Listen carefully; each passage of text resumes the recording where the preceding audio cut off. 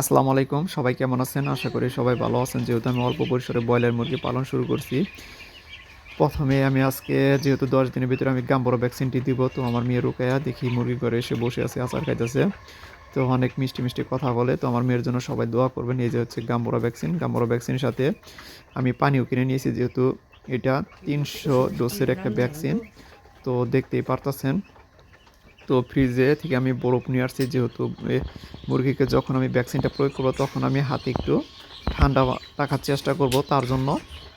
তো ভ্যাকসিনের পানিটা আমি এখন সিরিজে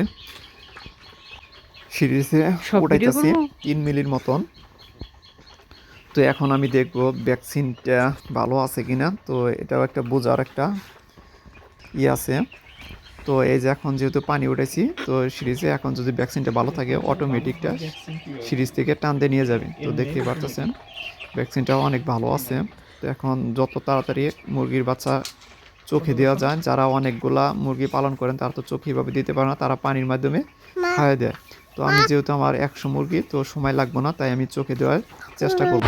যেহেতু আমি প্রথম রানীক্ষেত ভ্যাকসিনটা আমি ডান চোখে দিয়েছিলাম, তো আমি এবার দেখে হয়তো আপনারা বুঝতেছেন উল্টা, তো আমি বাম চোখে ভ্যাকসিনটা দিতেছি আসলেই।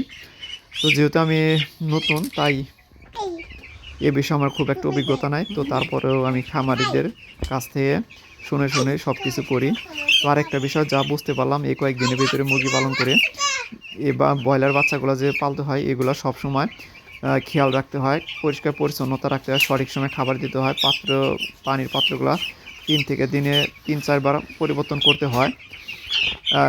বাচ্চাগুলো ঠিকভাবে খাচ্ছে কিনা এবং ঠান্ডা, জ্বর এবং পাতলা পায়খানা কেমন করছে এই বিষয়গুলো বিশেষ করে জানা দরকার।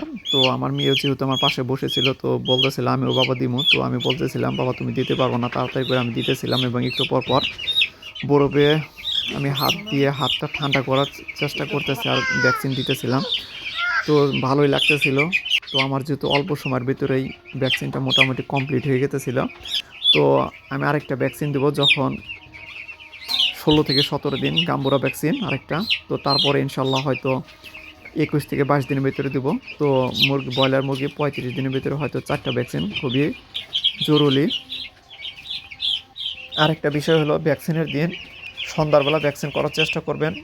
যেহেতু আমি সকালে আমি এডি দিয়েছিলাম, দুপুরে সাদা পানি, এবং যেহেতু ভ্যাকসিনের পরে আবার ফির এডি দিব। তো এক একজনে এক একভাবে ভ্যাকসিন করে, তো এটা কোনো বিষয় না। তো চাইলেও আপনার পছন্দ যেভাবে হয় সেভাবে করতে পারেন।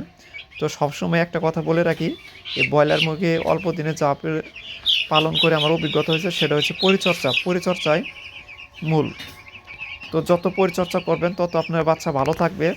পানির পাত্র দিনের ভিতরে 3 থেকে 4 বার পাল্টানোর চেষ্টা করবেন সবসময়ই, যেহেতু ময়লা জানি না হয় খাদ্য এবং পানিতে।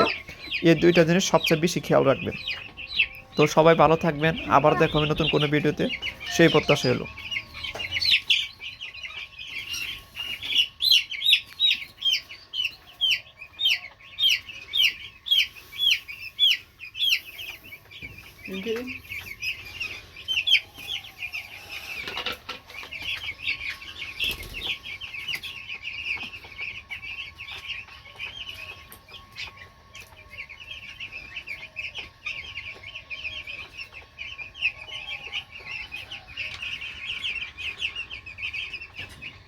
Yang apa tuh?